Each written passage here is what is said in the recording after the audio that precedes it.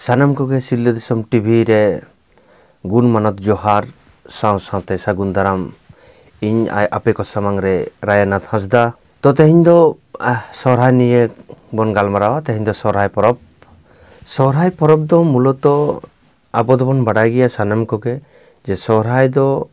गाय डांगरी काडा परब मेनते बन बाडाय अगू कदा आदो नोडे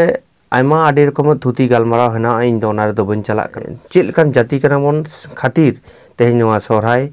परब बन मानाव बाताव दाड़ेयाग कना तेहिं सेरमा मुचाद रे जे नोय जे मोणे माहा सोहराय हाती लेकान सोहराय नोना मोणे माहा दो नुकु गाय डांगरी काटा को जहां आबो बन सारहावेद को से अब नुकु बन जतन जोगावेद को ओना ना गे मिदटांग दिन खन गोटा कते सेदाय हापराम को दको गोटा ले थाई आबो नोंकान कल्चर तो आबो ठेन मेना आकादा नोआ कल्चर दो बिन तोलते हेज कना तो सेदाय दो नितो बखान बन ऑल तोल लेदा हानि नै मिदटांग बारे नोय वीडियो कॉल करते बन दोहय दा यूट्यूब रे बन आड़ा दा नोआ कदना ना कथा दो भेगार गया मेनखान उना जुग खन तेहिं आबो ठेन नो नोंका मिदटांग सिस्टम जे हिजुग कना नोआ ओना दो मिदटांग काहिनी छाड़ा थुती छाड़ा आम बाम दोह दाड़ेया जहां लेकान आरी गे तेहिं मिदटांग नोआ आरी नोंका के कराव होयो नोंका बन आरुप कोआ नोंका आरुप कते बन सारहाव कोआ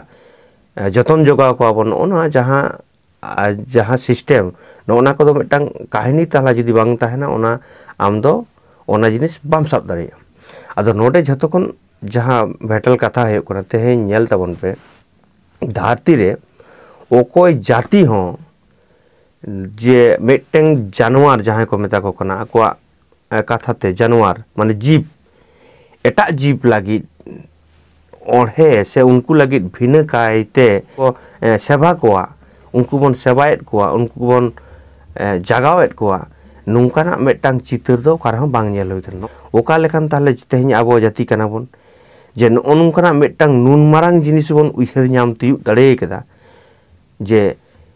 उनको उना बन खटाव केट को उनको चितान रे उना किछु बन कराव कदा उनको लगी जे तेहिं मिदटांग दिन तैयार कना ओना दो आडी मारांग मिदटांग नागाम कना मेनखान तेहिं आबो जुदी बन मनेया जे नोआ दो काली पूजा ले सरायोग कना नोना मिदटांग आडी मारांग मिदटांग भूल वार्ता से बाड़ी मिदटांग मेना आडी हर गे आडी रकम को लेया से को कमेंटा से मिदटांग बारे वीडियो रहो को लेई केदा जे नोनांकन जिनिस को जहां प्रचार एदा को ओना दो आम ग्रास लगी प्रचार करना तेहिं आबो तो काली पूजा रे तीसरा बाबो सोहराय कना सोहराय रे उनको को काली पूजा कना कारण आम जुदी ओना तेहिं आको आबो सोहराय को नेल काते आको कार मतन मिदटांग को फुंदी को आटाव काते ओंडे को आको आबो को ग्रास काट बोना उनका के आयमा परब रे आको को सड़ो बोलो कना किछु दिन मांग के दासाय बंगा परब मेन ताबोना दासाय लासाड़ हेते आबो जहां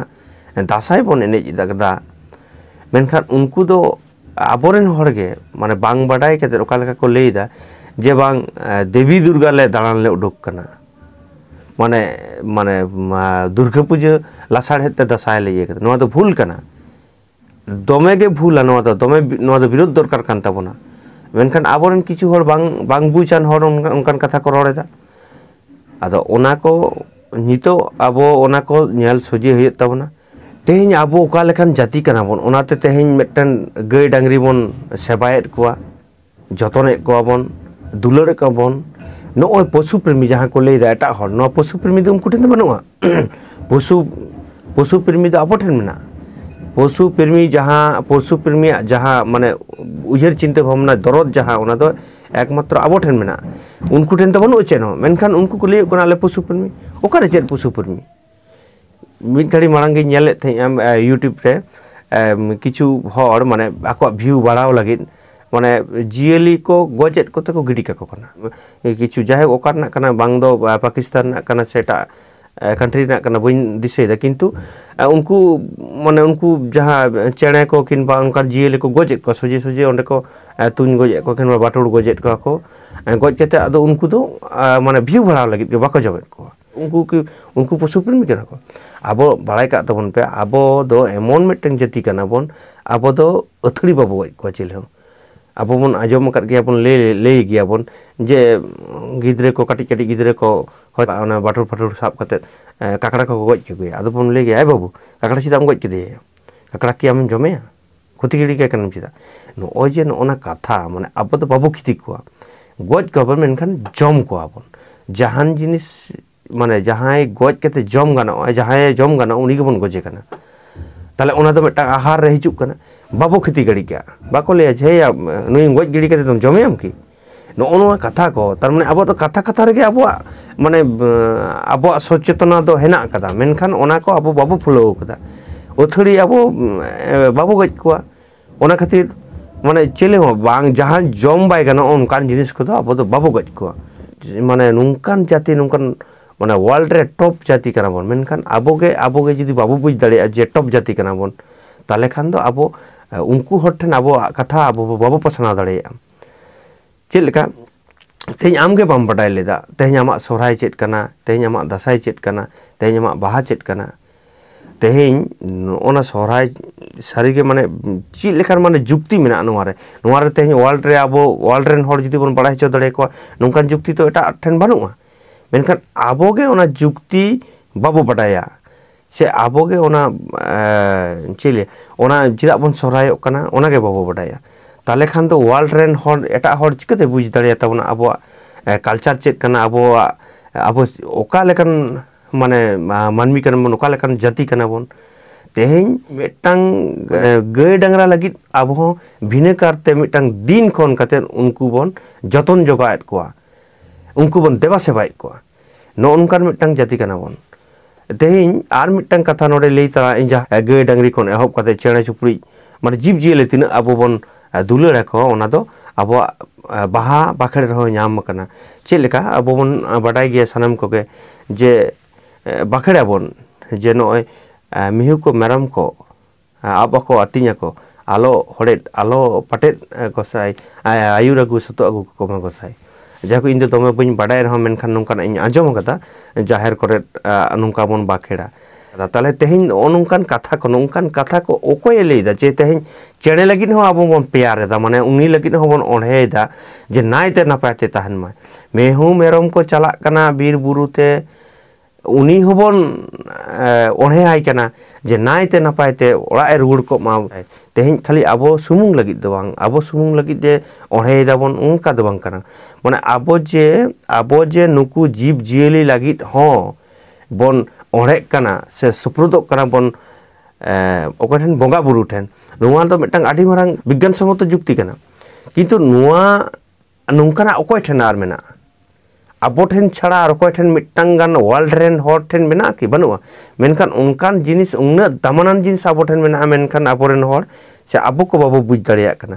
नोना जतो खन आबो दुर्बलता कना इन्या कथा दो तेहें जहां तेहें वीडियो बनाव रेना निये उद्देश्य कांतिया अब जहां को बोन कल्चर एदा बुझ दाड़िया जे सोहराय दो चिदा बांग सोहराय दो आले दो नुकु जीव जियली होले रे माने उन हिलो ले मन सम्मान ले एमा को कना से उनको ले देवा सेवाएत को से उनको रस्के हचोएत को ले तेहें ओना मिटांग जहां माने जुक्ति नुआ जुक्ति मा आडी माने मिटांग माने वर्ल्ड कपाव लेखाना जुक्ति कना से मेनखान नुआ जुक्ति को नुका आयमा जुक्ति के मेना मेनखान तेहें नुआ को किछु किछु हर को विकृति तबोना तेहें सोहराय बाते आम दिवाली हैप्पी दिवाली में लेदा मेनखान आमा सोहराय आम सागुन सोहराय बाम ले दाड़िया कना से आमा सोहराय ना गौरव बांग आइक कान तमा आम दिवाली ते आम गौरवो कना मेनखान दिवाली रे चेद मेना चेद जुक्ति ना आम लेइन मेमा जुक्ति मेना कि जहाना बनु कदा जुक्ति मेनखान तेहें इन्या सोहराय रे जुक्ति मेना ओना आमेम ले बुझाव दाड़िया मेनखान ओना के जुदी आम बाम बाडाया ओना रे ओना गाहिर ओना निये गाहिर जुदी बाम उयहर कदा ताले नोना को नोनकाना जिनिस को आबो जुदी बाड़ती कायते आबो बोन उयहर दाड़िया आबो बोन बाडाय दाड़िया ताले खान आबो कथा जे आबो सिस्टेम से आबो कल्चर जहां आबो टॉप क्लास जाति कना बोन ओनाटा वर्ल्ड रे बोन पासनाव दाड़िया ओना तो इन ते हो बांग गानो और भई आम था सनाम को के जे बोन रिखैया सनाम को के जुदी बोन नोआ बोन दिशा दाड़िया तेहें आम ठेन जहां मेना ओना इन ठेन बानु कदा इन ठेन जहां मेना कदा ओना आम ठेन बानु कदा ओना को जुदी आबो बोन नुंकान नुंक थुति गालमराव तालाते जुदी बोन पासनाव दाड़िया ताले खान निश्चय मिटांग जायगा रे आबो चेले कना बोन ओआ वर्ल्ड रे बोन उदुग दाड़िया को नुआ के कथा दो कना और तेहेन नोनकाना थुती को नोनकाना गालमाराव को जाते सानाम को के मिट तेबन थुती गालमाराव दड़े मा आजम दड़े मा ओना लगित के तेहेन सिल्ले दिसम यूट्यूब चैनल जहाँ को बापे सब्सक्राइब कदा दया कते सब्सक्राइब ताबन पे आ जहाँ को पे सब्सक्राइब कदा आदि आदि सारा इन पाठा सेन खन चिदा से नोंकाना तेहेन माने नोंकाना गालोच को जुदी आबो बाबो गालोच दाड़ेया खाली लाड़ा लप्पा गालोच कते तो लाभ बनु भाई तेहेन माने ओनकाना डाडा हिलो लेखाना चमक छिल को लेखाते तो बनु कदा चेना आबो एकदम आटना जायगा रे हेना काट बोना आबो कल्चर माने आबो बन आदोक कान गिया ओना चिक सानाम को गे जहाँ को पे बुझ कदा दिशा कना पे ऑलोक पढ़ाते पे लाहा कना साना उनको को गे बाड़ती कायते नोआ को दो उहिर चिंता भावना दरकार कना आर बखान दो जाति बांग लाहा हम वीडियो दो आदो बिसी बइन जालेनिदा दोमे आटामा को साडे कना तेहेन आले से दोनो इन तेहेन आयु बेड़ा वीडियो करावेदा जगह को हेल्प गोड कदा गालोच दो नुंका गे आरो नुंकाना गालोच खाते बन हिजुआ ठीक गया मा एनखान सानाम को गे आर मेदा इन फाटा सेट खन मुनाते जोहार इन चालेदा सानाम को गे भागे ताहेन तबन पे आरो दूसरा वीडियो रे बन जापम कना मा एनखान जोहार।